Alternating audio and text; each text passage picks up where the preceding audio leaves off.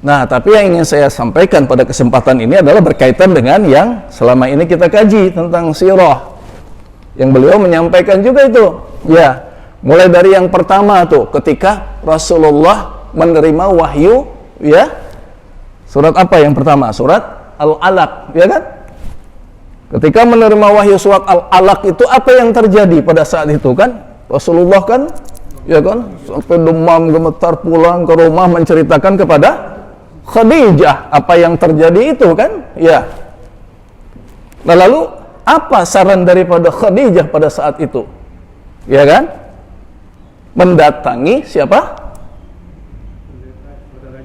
Ya, masih keluarganya lah dari Khadijah itu, ya.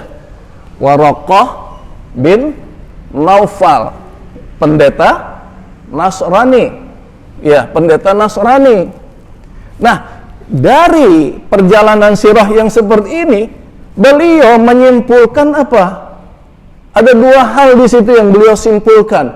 Yang pertama, Nabi Muhammad ketika menerima wahyu yang pertama berkonsultasi, coba bilang, berkonsultasi dengan pendeta Nasrani. Berarti kata beliau, ya kan, Nabi Muhammad aja gitu loh, Nabi, ya, konsultasinya sama pendeta Nasrani gitu loh. Masa sih kita, ini kan, ini memang nggak terlepas dari upaya yang sedang gencar-gencarnya dilakukan dalam konteks, ya, moderasi beragama yang sebetulnya sih kalau dikembalikan lagi kepada istilah yang sebenarnya kan wasatiyatul Islam, ya, Islam yang moderat katanya gitulah, ya kan. Padahal kalau kita kembalikan kepada ayat Al-Qur'annya tuh, surat Al-Baqarah, ya, surat yang kedua ayat 143 kan di situ disebutkan memang, ya, di akhirnya itu, a'udzubillahi minasyaitonirrajim, wa kadzalika ja'alnakum ummatan wasatun, ya.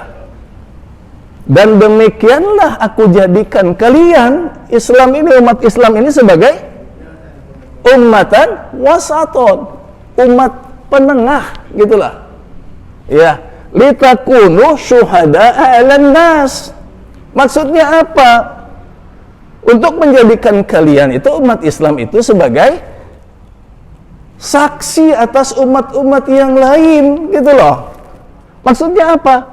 Bukan berarti kita nih harus mengikuti mereka gitu loh. Kan ini kan upaya mereka supaya menggiring umat Islam ini, ya, mengakui juga agama-agama yang lain kebenarannya gitu loh, dengan menyampaikan hal-hal yang seperti ini. Padahal kalau kembali lagi kepada ayat itu, subhanallah, luar biasa predikat yang Allah berikan kepada kita umat Islam. Maksudnya kita nanti di yaumul akhir akan menjadi saksi apa yang dilakukan oleh umat-umat yang lain berkaitan dengan apa yang sebetulnya pernah disampaikan oleh para nabi sebelum Nabi Muhammad. Apakah mereka ketika Nabi Muhammad itu diutus menjadi rasul, apakah mereka mengikuti atau mereka tetap dengan ajaran yang sudah menyimpang dari nabi-nabi sebelumnya, begitu. Nah, tapi ini dijadikan gitu, ya, upaya seperti itu agar umat Islam, ya, bahkan ada istilah yang beliau sebutkan, kita nih nggak boleh merasa paling benar katanya. Coba kita nggak boleh merasa paling benar. Jadi kita nih nggak boleh nih sebagai umat Islam merasa, ya kan, bersikeras Islam ini yang paling benar, nggak boleh katanya. Kenapa? Karena Rasulullah aja. Nah, ini juga nih yang masalah akidahnya juga diselipkan oleh beliau itu. Karena Nabi Muhammad aja dalam hadisnya itu kan, ya, berkaitan dengan istighfar yang saya pernah sampaikan, ya, ketika membahas masalah surat An-Nasr yang lalu, ya. Rasulullah itu dalam sehari semalam istighfarnya berapa banyak? 70 sampai 100 kali. Coba. Sehingga kata beliau, tuh, lihat. Nabi Muhammad aja, ya, istighfarnya sampai sekian banyak, berarti beliau itu mengakui bahwa beliau sendiri bukan yang paling benar ketika, coba, Masya Allah, hanya karena menafsirkan itu, ya kan, Masya Allah, ya. Belum lagi ada juga tuh, ya, yang beliau sampaikan apa? Kalimat la ilaha illallah, Diartikan apa? Itu bukan kalimat tauhid itu. Justru itu apa yang dibawa oleh Rasulullah adalah misi persatuan. Misi persatuan, sehingga lebih mengedepankan persatuan umat-umat gitu loh, bukan hanya umat Islam. Coba bayangkan. Bahkan apa yang beliau sampaikan berkaitan dengan kalimat la ilaha illallah itu apa? Itu kan diselewengkan katanya. Sehingga kalimat la ilaha illallah itu dijadikan kalimat yang bagi mereka yang akhir hayatnya mengucap la ilaha illallah masuk surga. Masa masuk surga katanya hanya dengan ucapan katanya? Kayak film Barbie katanya. Oh, Masya Allah. Ya, kayak film Aladdin. Oh, ini Masya Allah, ya kan? Sampai seperti itu. Padahal jelas hadisnya, ya kan? Man kana akhiru kalamihi la ilaha illallah dakhalal jannah. Barang siapa yang akhir ucapannya, ya kan, mengucap kalimat la ilaha illallah, dijamin masuk surga. Nah, sehingga ada hadis yang lain juga yang menunjang hadis ini, lakinu mautakum la ilaha illallah. Bimbinglah, bantulah saudara kalian yang sedang menghadapi sakaratul maut agar bisa mengucapkan apa ucapannya? La ilaha illallah. Ya. Masya Allah, ini kalimat yang luar biasa, tapi dianggapnya apa? Itu justru yang dibawa oleh Rasulullah dalam rangka misi persatuan. Ya kan, karena tauhidnya itu memang betul sih, secara etimologi diartikan tauhid itu kan mempersatukan maksudnya, tapi kalau dalam konteks akidah kita mempersatukan keyakinan bahwa Allah itu hanya satu-satunya Tuhan, begitu. Tapi oleh beliau dikatakan itu misi Rasulullah, misi Nabi Muhammad itu persatuan katanya semua. Tapi kalau umat Islam diajak meyakini seperti ini, Masya Allah apa jadinya gitu loh, ya kan? Nah ini, itu yang akidahnya. Maka kembali lagi kepada yang masalah sirahnya, ya kan. Tadi, ya kan, beliau ini mengatakan begitu, Nabi Muhammad ajak konsultasinya sama pendeta, itu loh, ya kan. Itu bukti katanya, ya. Bahkan beliau mempertanyakan agamanya Khadijah, coba. Agamanya Khadijah dipertanyakan hanya karena apa? Karena apa? Yang pertama tadi menganjurkan Nabi Muhammad untuk konsultasinya kepada pendeta. Itu satu. Coba. Bahkan dalam videonya disebutkan. Saya nggak usah sebutkan ya agamanya. Jawab sendiri gitu loh. Maksudnya kan udah jelas ke arah mananya. Gitu loh. Yang kedua yang diindikasikannya itu tentang agama Khadijah itu apa? Khadijah itu satu-satunya istri Nabi Muhammad yang tidak mau dipoligami.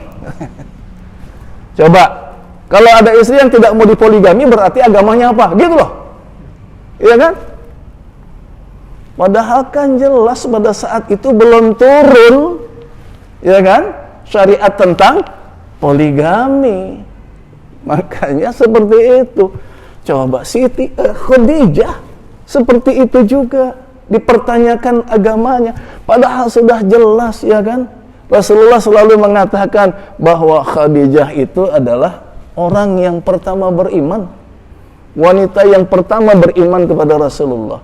Khadijah itu adalah ibu dari anak-anakku, kata Rasulullah begitu, ya kan.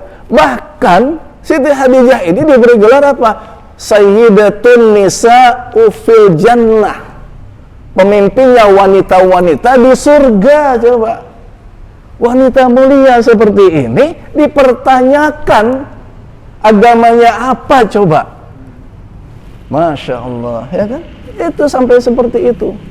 Nah ini kan berarti harus kita luruskan, ya kan, berkaitan dengan kenapa Nabi Muhammad itu menyampaikan perihal, ya kan, ayat yang pertama itu yang diterima di Gua Hira itu kepada Waraqah bin Naufal. Maksudnya apa?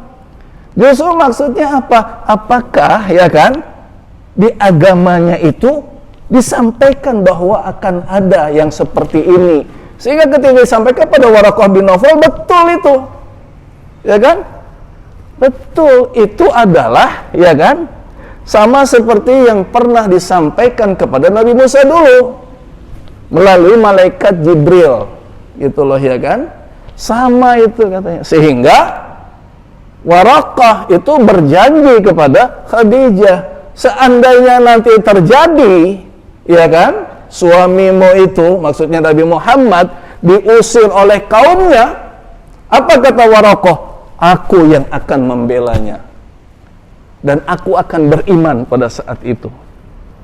Itu jawabannya. Kalau jawabannya seperti itu, apakah bisa kita menafsirkan bahwa Nabi Muhammad berkonsultasi, yang mengindikasikan bahwa bahkan disebutkan, ya, ini pun mengindikasikan bahwa yang dibawa oleh Nabi Muhammad itu bukan ajaran Islam, tapi sekte baru dalam agama Nasrani. Coba, sekte baru dalam agama Nasrani, ya, mau nggak kita disebut gitu?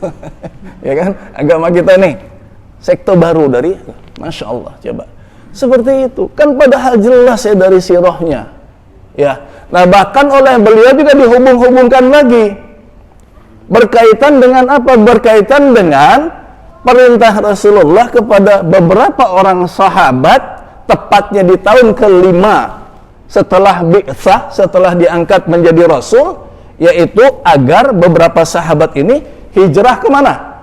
Yang pertama kali hijrah ke Habasyah, ya kan? Habasyah itu kalau bahasa merekanya itu Abyssinia, itu ada di Afrika Timur, sekarang itu Ethiopia, ya kan? Hijrah yang pertama kan ke sana. Beberapa orang sahabat, diantaranya adalah dipimpin oleh Utsman bin Affan, ya. Tapi beberapa sahabat dekat Rasulullah yang juga ikut tuh dalam rombongan. Ada Abdurrahman bin Auf, Zubair bin Awam, ya. Itu kan sahabat-sahabat dekat Rasulullah. Mereka hijrah ke sana atas perintah Rasulullah, karena Rasulullah mendengar di sana ada raja, ya kan? Dalam kitab sirah ini disebutkan Raja Najasyi, ada juga disebut Namroz, ya kan? Ya, Nimroz apa gitu sebutannya yang lain lah. Ada raja di sana yang dia berlaku adil kepada siapa saja, gitu loh. Ya, nggak pandang dulu, walaupun raja ini adalah beragama Nasrani. Jadi perintah Rasulullah ke sana karena mendengar raja ini adil, gitu loh. Sehingga diperintahkanlah itu. Itu kan harus lewat nyebrang laut itu, karena kan nyebrang ke Afrika kan, Afrika Timur. Lewatnya ya, kalau sekarang itu pelabuhannya kan Jeddah ya, lewat situlah nyebrang ke sana gitu loh, ya kan. Nah, di sana diminta untuk menghadap kepada Raja Habasyah itu, ya, Raja Habasyah. Nah, Raja Habasyah ini sebetulnya ya raja yang beragama Nasrani, yang juga kekuasaannya itu sangat luas sampai ke Yaman. Nah, salah satu yang ditunjuk untuk menjadi gubernur di Yaman itu adalah yang pernah mencoba untuk melakukan penyerangan ke Ka'bah. Siapa? Yang terkenal di tahun kelahiran Rasulullah, tahun 571 Masehi, yang disebut dia tahun Gajah atau Amul Fil, ya kan? Itu siapa rajanya? Abraha. Sebetulnya dia bukan raja, dia itu panglima yang ditunjuk menjadi gubernur di Yaman oleh raja dari Habasyah ini, ya. Tapi sering disampaikan dia raja gitu ya, padahal sebetulnya dia adalah yang ditunjuk oleh Raja Najasyi ini, ya kan, yang dari Habasyah itu, dari Ethiopia itu, menjadi gubernur di Yaman, ya kan. Itu kan terkenal dengan tahun gajahnya. Suratnya juga jelas yang tadi dibacakan oleh Ustadz Abdullah ya, surat Al-Fil itu loh, ya kan. Walaupun kalau kita kaji tuh surat Al-Fil menarik tuh, ya kan. Kalau kita lihat ya, ada juga beberapa informasi yang berkaitan, oh ada orang Arab yang menemukan batunya tuh katanya.